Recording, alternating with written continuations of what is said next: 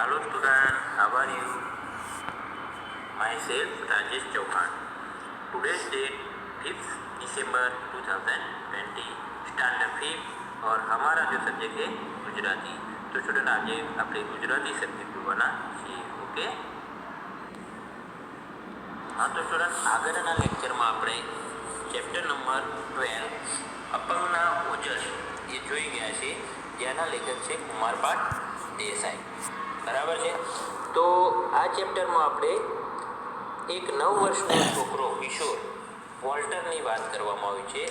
અને આ જે વોલ્ટર છે એ બાળપણથી લખવાની અસરથી પીડાતો હતો, એટલે કે એને લખવાનો રોગ લાગી ગયો હતો। એના કોઈ પણ સ્નાયુઓ જાતે હલનચલન કરી શકતા ન હતા।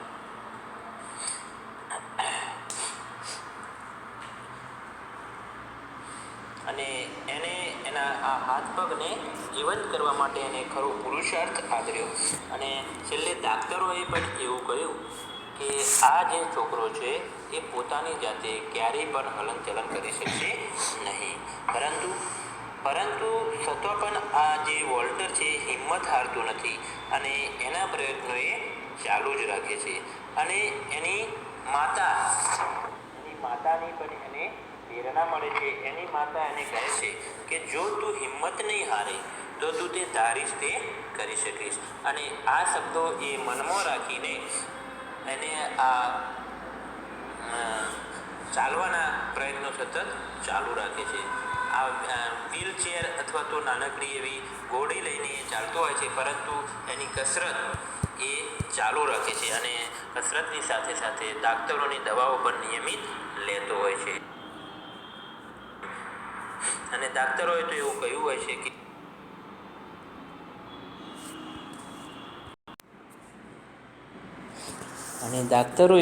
છે કે આ છોકરો ક્યારેય પણ પોતાની જાતે હલનચલન કરી શકશે નહીં। અને છતાં પણ આ વોલ્ટર હિંમત હારતો નથી અને ચાલવાના પ્રયત્નો એના ચાલુ રાખે છે। એક દિવસ જ્યારે ઊંચા કૂદકાની રમત રમાતી હોય છે ત્યારે એ રમત જોતો હોય છે અને તેમાંથી પ્રેરણા લઈ અને એ એવું નક્કી કરે છે કે હું પણ ઊંચા કૂદકામાં કૂદીશ અને સૌથી ઊંચામાં ઊંચો હું કૂદકો લગાવીશ અને હું તો વિશ્વ વિક્રમ સ્થાપીશ। આવો એ મનોમન નિશ્ચય કરે છે અને નિશ્ચય કર્યા પછી પણ એ પોતાની જાતને અડગ રાખે છે, અડીખમ રાખે છે અને તેના ચાલવાના પ્રયત્નો ચાલુ રાખે છે। અને એક દિવસ એમાં એને સફળતા પણ મળે છે। દાક્તરો પણ મોંમાં ઓગળા નાખી જાય છે, કેમ કે જ્યારે દાક્તરોએ કહ્યું હતું કે આ છોકરો એની જાતે હલનચલન નહીં કરી શકે, પરંતુ આ તો એની જાતે ચાલવા લાગ્યો ને દોડવા લાગ્યો। એટલે દાક્તરોએ જે કહ્યું હતું એ પણ ખોટું પડે છે, કેમ કે જે વોલ્ટર છે એ ખૂબ જ પુરુષાર્થ કરે છે, ખૂબ જ મહેનત કરીને એ આ કામ કરે છે અને ઊંચો કૂદકો લગાવવાનું પણ એ ચાલુ કરે છે।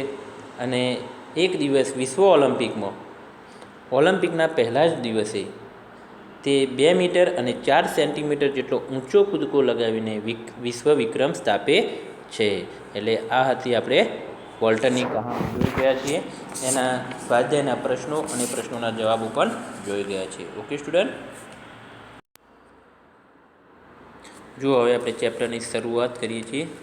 પ્રસ્તુત એકમમાં લેખિકાએ દલિતો, પીડિતો અને સ્ત્રી ઉન્નતિ માટે, એટલે કે સ્ત્રીઓના ઉદ્ધાર માટે તેમજ સ્ત્રીઓના અધિકાર અને ઉન્નતિ માટે પોતાનું જીવન સમર્પિત કરનાર ડૉક્ટર ભીમારાવ આંબેડકરના જીવન અને કાર્યનો ટૂંકો પરિચય કરાવ્યો છે।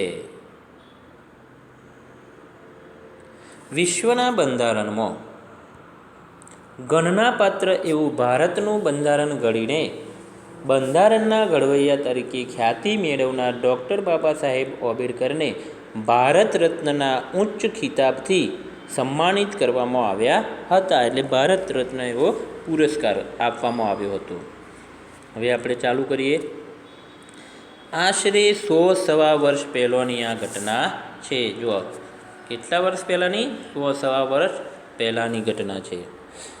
6 વર્ષની કુમળી વયના એક બાળકે પોતાની માતા ગુમાવી છે।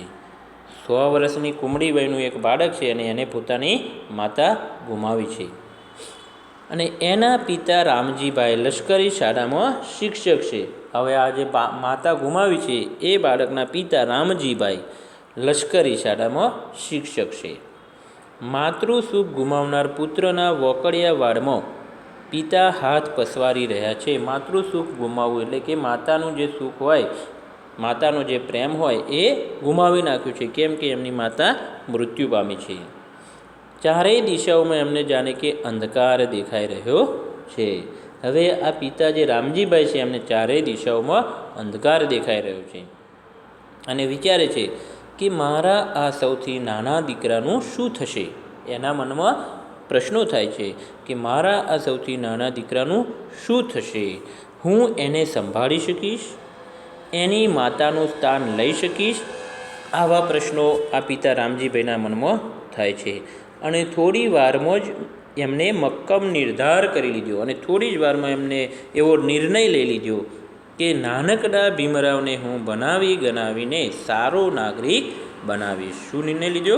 કે આ નાનકડો જે આ ભીમારાવ છે હું એને બનાવી ગણાવીને સારો નાગરિક એટલે કે સારો વ્યક્તિ હું બનાવીશ. ત્યાં જ એની માતાને સાચી અંજલિ મળશે. ત્યારે જ એની માતાને સાચી અંજલિ મળશે એટલે કે શ્રદ્ધાંજલિ મળશે. પિતાએ પુત્રને હૈયા સરસો ચોંપી દીધો. પિતાએ પુત્રને હૈયા સરસો એટલે કે પોતાને ગળે લગાડી દીધો. 6 વર્ષનો એ બાળક તે બીજું કોઈ નહીં પણ આપણા દેશના બંધારણના ઘડવૈયા ડૉક્ટર બાબા સાહેબ આંબેડકર. જો 6 વર્ષનો નાનો આ બાળક હતો એ બીજું કોઈ નથી પરંતુ જે આપણા દેશના જે બંધારણના ઘડવૈયા છે તે બંધારણના ઘડવૈયા ડૉક્ટર બાબા સાહેબ આંબેડકર. એમનું મૂળ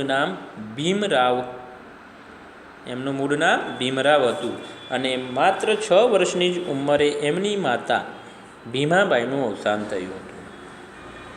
જો માત્ર 6 વર્ષની જ ઉંમરે એમની માતા ભીમાબાઈનું અવસાન થયું હતું. દલિતો અને પીડિતો માટે પોતાનું જીવન સમર્પિત કરનાર ડૉક્ટર ભીમરાવ આંબેડકરનો જન્મ મધ્યપ્રદેશ રાજ્યના મહુ ગામમાં 14 એપ્રિલ 1891 થયો હતો. જો દલિતો અને પીડિતો માટે પોતાનું જીવન સમર્પિત કરનાર આ ડૉક્ટર ભીમરાવ આંબેડકરનો જન્મ મધ્યપ્રદેશ રાજ્યના મહુ ગામમાં 14 એપ્રિલ અને 1891 થયો હતો. ભીમરાવ રંગે ગૌવર્ણના હતા. એમનું કપાળ વિશાળ હતું. ગૌવર્ણા એટલે કે ગૌ જેવો વર્ણ ધરાવતા અને એમનું કપાળ ખૂબ વિશાળ હતું. કપાળ એટલે કે લલાટ.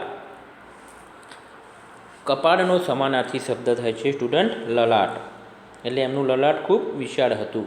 વાળ તો એવા વોકડિયા કે જોનારની આંખ ઠળે. વાળ એમના એવા વોકડિયા હતા કે જોનારની આંખ ઠરે. નાક ટચુકડું પણ આંખો પાણીદાર.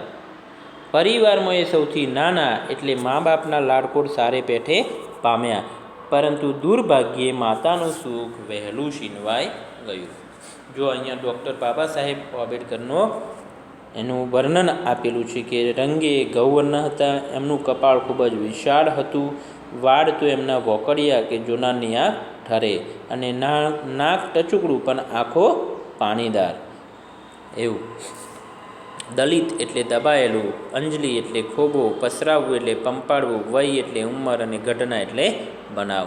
ગૌવર્ણા એટલે ગોરા રંગના અને દુર્ભાગ્ય એટલે કમનસીબે. દુર્ભાગ્ય એટલે કમનસીબે.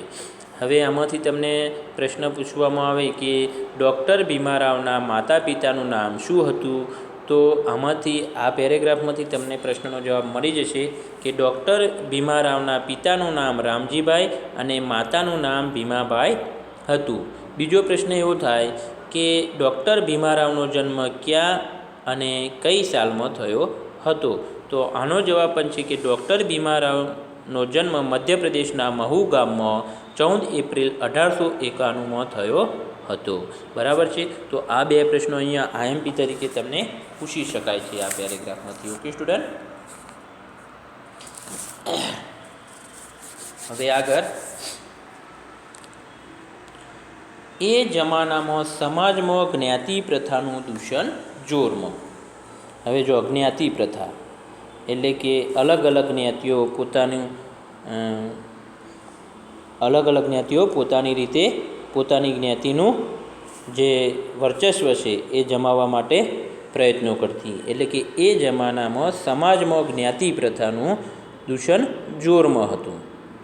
ઊંચ નીચના ભેદભાવ પાર વિનાના. એ ટાઈમે શું, આ જે ઊંચ નીચના જે ભાવ હોય, ભેદભાવ હોય, એ પાર વિનાના એટલે ખૂબ જ ચાલતા એમ. ભીમરાવને પણ ઘણું સહન કરવાનું આવ્યું. ભીમરાવ છે એટલે કે ડૉક્ટર બાબા સાહેબ આંબેડકર છે, એમને પણ ઘણું સહન કરવું પડ્યું. ભણવામાં તેજસ્વી એવા ભીમરાવને આ અપમાનથી ખૂબ જ લાગી આવતું. ભણવામાં તેજસ્વી હતા, તેજસ્વી એટલે હોશિયાર, અને આ ભીમારાવને અપમાનથી ખૂબ જ લાગી આવતું. એ સમયે આવડત નહોતી જોવાતી. એ સમય એવો હતો કે એ સમયે આવડત જોવામાં નહોતી આવતી, જ્ઞાતિ જોવામાં આવતી હતી. શું જોવામાં આવતું હતું? જ્ઞાતિ. એ વાત એને ભારે કટતી હતી. કઠવું એટલે કે દુઃખ થવું, મૂંઝાવવું. પોતે મોટો થઈને આ અન્યાયનો વિરોધ કરશે એવો સંકલ્પ કર્યો. સંકલ્પ કરવો એટલે કે નક્કી કરવું. સંકલ્પ કરવું એટલે નક્કી કરવું અથવા નિર્ણય કરવો. એટલે કે મોટો થઈ અને જે અન્યાય થાય છે આ અસ્પૃશ્યતાનો અને દલિતો પર જે ભેદભાવનો, જ્ઞાતિ પ્રથાનો, એનો વિરોધ કરશે એવો એને સંકલ્પ કર્યો. રત્ન તે કંઈ ઢાંક્યું રહે. શું કહે છે કે જે રત્ન હોય એ ક્યાંય ઢોક્યું રહે. ભીમરાવની પ્રતિભાથી પોરસાયેલા વડોદરાના મહારાજા સયાજીરાવ ગાયકવાડે એને ઉચ્ચ અભ્યાસ માટે શિષ્યવૃત્તિ આપી. પછી તો જાણે ભીમારાવના પગે પાંખો જ ફૂટી. જુઓ, પગે પાંખો ફૂટવી એટલે કે ખૂબ જ ઉત્સાહમાં આવી જવું. પગે પાંખો ફૂટવી એ એક રૂઢિપ્રયોગ છે, અને પગે પાંખો ફૂટવી એટલે કે ખૂબ જ ઉત્સાહમાં આવી જવું. તો જે આ ભીમારાવ છે એની પ્રતિભા એવી હતી કે એ ગામે ગામ વખણાતો એમ.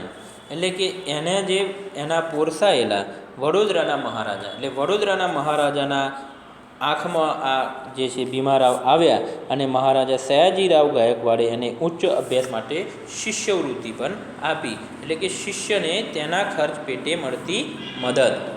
શિષ્યવૃત્તિ એટલે તેના ખર્ચ પેટે મળતી મદદ. એટલે કે ભીમારાવને પગે પાંખો આવવી એટલે કે ખૂબ જ ઉત્સાહમાં આવી ગયા. સ્નાતક થયા પછી ભીમરાવને વધુ અભ્યાસ માટે વિદેશ જવાની તક પણ સાંપડી. જો સ્નાતક થયા પછી, સ્નાતક એ થયા તે પછી એને વધારે અભ્યાસ માટે વિદેશ જવાની પણ તક સોંપડી. એટલે કે વિદેશ જવાની પણ તક એને મળી. ચોમેર અંધકારમાં જાણે ઉજાસનું એક કિરણ ફૂટ્યું. ચોમેર અંધકારમાં ઉજાસનું એક કિરણ ફૂટ્યું એટલે ચારેકોર અંધકાર જેવું હતું. પરંતુ આ જે ભીમારાવને ગાયકવાડે શિષ્યવૃત્તિ આપી એટલે એને ભણવામાં પણ આગળ મદદ થઈ, અને સ્નાતક થઈ ગયા. એ પછી એમને વિદેશ જવાની પણ તક મળી. એટલે કે અંધકારમાં જાણે એક કિરણ પ્રગટ્યું હોય એવો આભાસ થયો. વિદેશમાં પણ ભીમરાવ એવા જ વિદ્યાપ્રેમી રહ્યા. પાર વિનાની આર્થિક તંગી હોવા છતાં પેટે પાટા બાંધીને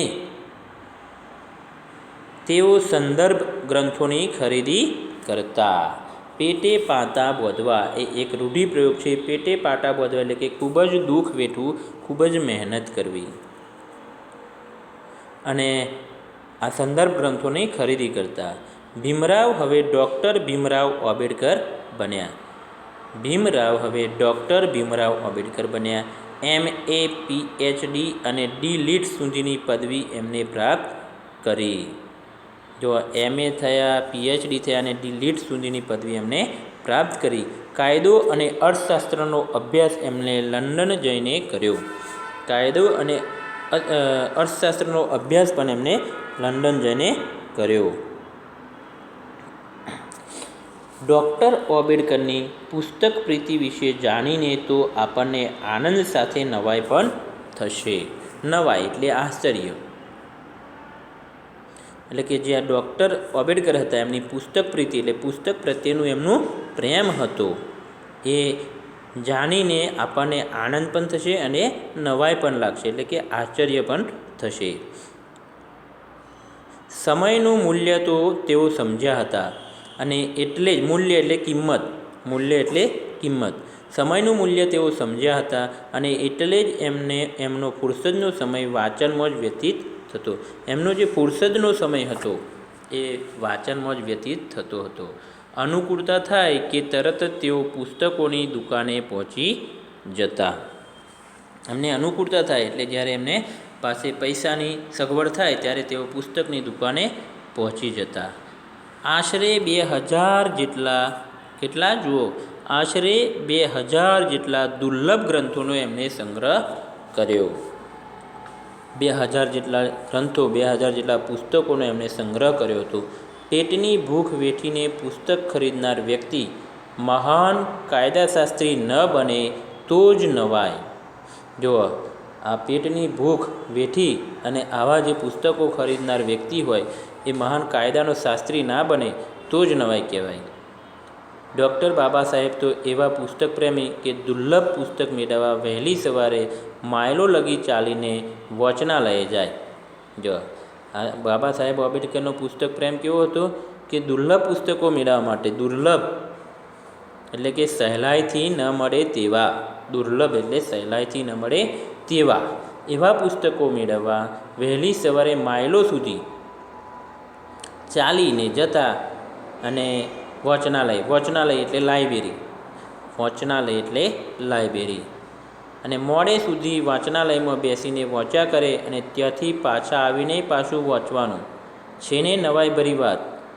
જુઓ ત્યાં તો વાંચીએ જ પરંતુ પાછું ઘરે આવીને પણ પાછું વાંચવાનું. જુઓ છે ને નવાઈ ભરી વાત એવું આ લેખિકા હાસ્યદા પંડ્યા કહે છે.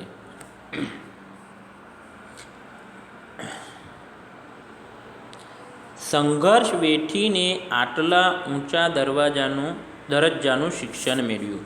એમને સંઘર્ષનો સામનો કરી અને આટલા ઊંચા દરજ્જાનું એમને શિક્ષણ મેળવ્યા પછી ડૉક્ટર ભીમરાવને નોકરી તો મળી, પરંતુ એ વખતના આપણા સામાજિક દૂષણ અસ્પૃશ્યતાનો પણ કડવો અનુભવ થયો. અસ્પૃશ્ય એટલે ન અડકાય એવું, અસ્પૃશ્ય એટલે ન અડકાય એવું, એનો પણ કડવો એમને અનુભવ થયો. તે એટલે સુધી કે એમની જ ઓફિસનો પટ્ટાવાળો પણ એમની સાથે ગેરવર્તાવ કરતો હતો. ડૉક્ટર આંબેડકરનું થતું કે પોતે ભણી ગણીને સારી જગ્યાએ નોકરી કરે છે, છતાં જો આ રીતે અપમાનિત થવું પડતું હોય તો પછી મારા આ અભણ અને આર્થિક રીતે નબળા જ્ઞાતિ બંધુઓની સ્થિતિની તો વાત જ શી કરવી. જો શું વિચારે છે કે હું આટલો ભણેલો ગણેલો અને આટલી સારી પોસ્ટ ઉપર છું, છતાં પણ મારે આટલું અપમાનો સહન કરવા પડતા હોય તો મારા ભન અને અબોધ જ્ઞાતિબંધુ એટલે એમની જ્ઞાતિવાળા એમની સ્થિતિનો વાત જ શી કરવી એમ. આ તો સામાજિક અન્યાય કહેવાય. માનવ માત્ર સમાન છે, માનવ બધા સમાન છે, કોઈ ઊંચું કે નીચું નથી. તો પછી આવું કેમ? શું કહે છે? કોઈ ઊંચું કે નીચું તો નથી, તો પછી આવું કેમ?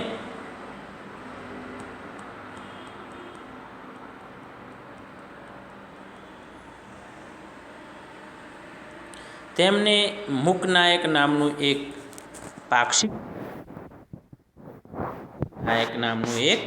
પાક્ષિક શરૂ કર્યું. માત્ર લેખ કે પુસ્તકો લખીને તેઓ અટકી ન ગયા, કર્મશીલ બન્યા. 20 જુલાઈ 1924ના રોજ એમને બહિષ્કૃત હિતકારની સભા નામની સંસ્થાની સ્થાપના કરી. એમને જો બહિષ્કૃત હિતકારીની સભાની સ્થાપના કરી 1924માં, 20 જુલાઈ 1924માં બહિષ્કૃત હિતકારીની સભા નામની સ્થાપના કરી. ઓકે સ્ટુડન્ટ, આપણે આજનું લેક્ચર અહીંયા પૂરો કરીએ છીએ. Thank you.